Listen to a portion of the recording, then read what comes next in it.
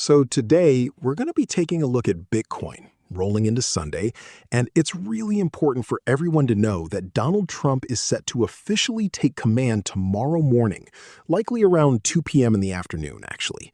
And so today, I'm going to be doing an in-depth analysis of Bitcoin, and I'm going to tell you, according to my own personal assessment, what I believe will happen, especially in light of Donald Trump's inauguration. Now, it's quite obvious to many that this is likely going to cause a significant pump in the market.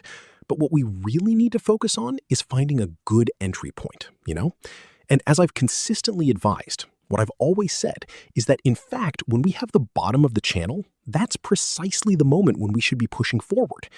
We recently came to test the upper boundary of the channel just once, and then we had a pullback here, allowing us to come back and target those wicks you see over here on the left. And now we're attempting a second test, a second push, which, won't necessarily happen immediately. So don't worry about that. It might perhaps occur during the Asian market session later tonight. But today I'm going to be analyzing Bitcoin, and I'm going to explain to you from my perspective where I think the price is headed. And I'm going to be making a prediction about where I believe Bitcoin will ultimately land this week. And crucially, I'll be outlining where I personally plan to take an entry. Right now, as we're looking at it, it doesn't seem like the ideal situation to take an entry point here. So what we're going to do is we're going to zoom out. Let's go down to the 1 hour time frame just to see what's currently unfolding in the market.